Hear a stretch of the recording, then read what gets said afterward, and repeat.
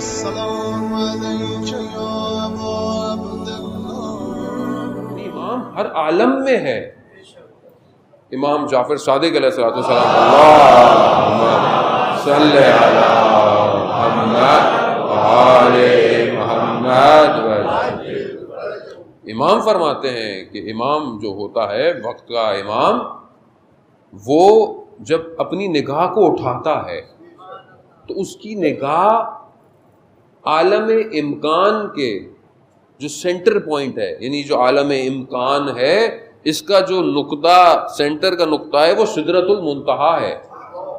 یعنی جب وہ نگاہ اٹھاتا ہے تو اس کی نگاہ سدرۃ المنتہا تک جاتی ہے. یعنی امام ہے، کیونکہ بہرحال ہمارا موضوع ہی ہے امام کی معرفت کرنا، تو ہمیں بہرحال اس کو حاصل کرنا ہے کہ آخر دیکھیں گے کیوں ایسا تھا کہ جن کو پتہ چل گیا زندگیوں میں. آتا ایک چھٹے امام کی دور کی بات ہے کہ امام کا جو صحابی ہے ابا بصیر، کوفہ میں رہتا ہے، اس کے برابر میں ایک شخص تھا، وہ بہت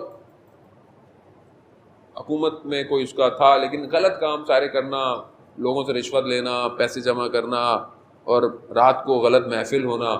یہ کیونکہ ہمسائے تھے، پڑوسی تھے، تو بہرحال یہ اپنا فرض سمجھتے تھے کہ میں اس کو جو ہے وہ امر بالمعروف کروں، کہوں کہ اچھی بات نہیں ہے، کیونکہ ہمسایہ ہونے کی وجہ سے وہ احترام کرتا تھا، یعنی کہتا تھا، لیکن کہتا تھا کہ بھائی ہمارا دنیا کچھ اور ہے، آپ اچھے آدمی ہیں، آپ چھوڑیں. تو وہ کہتے تھے کہ بھائی یہ مناسب نہیں ہے. اس شخص نے ان سے کہا، ابو بصیر سے کہا کہ دیکھو ایک کام ہو سکتا ہے، وہ جس کو تم مولا کہتے ہو نا، اگر وہ میری ضمانت دے دے، سن رہے ہیں، وہ مانتا نہیں ہے، وہ اس طرح نہیں مانتا، مگر کہہ رہا ہے کہ جس کو تم مولا کہتے ہو اگر وہ مجھے بھینس کی ضمانت دے دے تو میں یہ سب چھوڑ دوں گا. اللہ اکبر، اللہ اکبر. یعنی اب یہ جب گئے اگلے سفر میں مدینہ، تو جیسے ہی داخل ہوئے تو آئے تو امام نے خود ہی کہہ دیا اپنے ہمسائے سے کہہ دینا ہم اس کی ضمانت دیتے ہیں، لیکن یہ سب کچھ ہے اس کو چھوڑ دو، ترک کر دو. اب یہ جب واپس آتا ہے، ظاہر ہے مکہ زیارت کر کے آئے، لوگ ملنے آتے ہیں، وہ ہمسایہ بھی آتا ہے، جانے لگتا ہے، کہتا ہے رک جاؤ، سب چلے جائیں. رک جا، کہتے ہیں مولا نے پیغام بھجوایا ہے تمہارے لیے. وہ 3 دفعہ پوچھتا ہے، وہ کہتا ہے ہاں. کہا امام نے بولا ہے یہ سب چھوڑ دو، میں ضمانت دیتا ہوں. تھوڑے دنوں بعد وہ پیغام بھجواتا ہے اپنے ہمسائے کو کہ میرے پاس آؤ. جب بلاتا ہے تو سامنے نہیں آتا، پیچھے ہوتا ہے، یعنی دیوار میں. کہتا ہے کیوں؟ کہتا ہے کہ میرے پاس جتنا مال لوگوں کا تھا، جس کا میں نے دے دیا، اور جن کا مجھے پتہ نہیں تھا وہ میں نے سب صدقہ کر دیا. اب میرے تن پر لباس نہیں ہے، تن پر لباس نہیں ہے. پھر کہتے ہیں انہوں نے لباس مہیا کیا، یعنی اس استغفار کے عالم میں سوکھ گیا بدن.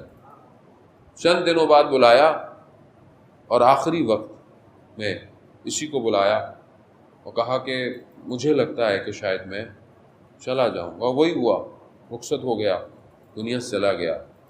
جب یہ دوبارہ گئے تو یہ داخل ہی ہو رہے تھے، تو امام نے دیکھ کر کہا کہ ہم نے تمہارے ہمسائے کے ساتھ وفا کی.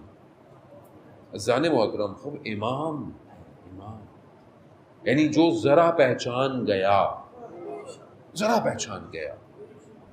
وہ خادم کہ جس کے پاس خراسان سے آیا ثروت مند شخص اور کہتا ہے کہ یہ جو تم امام کی خدمت کرتے ہو یہ مجھے دے دو، میں تمہیں، میری زمینیں ہیں، میرے باغ ہیں، سب کچھ میں تمہیں دیتا ہوں.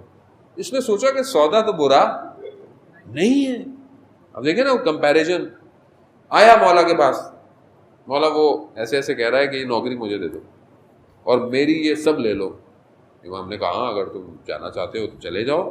جانے لگا تو امام نے کہا مگر ایک بات یاد رکھنا، جو جتنا اس دنیا میں ہمارے قریب ہے وہ آخرت میں اتنا ہی ہمارے قریب رہے گا. اللہ اکبر. عزیزان محترم، یعنی یہ صرف فزیکل نہیں ہے، ہاں یہ وجود کے ساتھ ہے. یعنی میرے 24 گھنٹے میں امام کتنا میرے ساتھ ہے، اس کو کون انالائز کرے گا؟ کوئی مشین تو انالائز نہیں کرے گی. یعنی میں پورے 24 گھنٹے میں اپنے وقت کے امام کو کتنا یاد کرتا ہوں، میں اپنی صبح کیسے کرتا ہوں.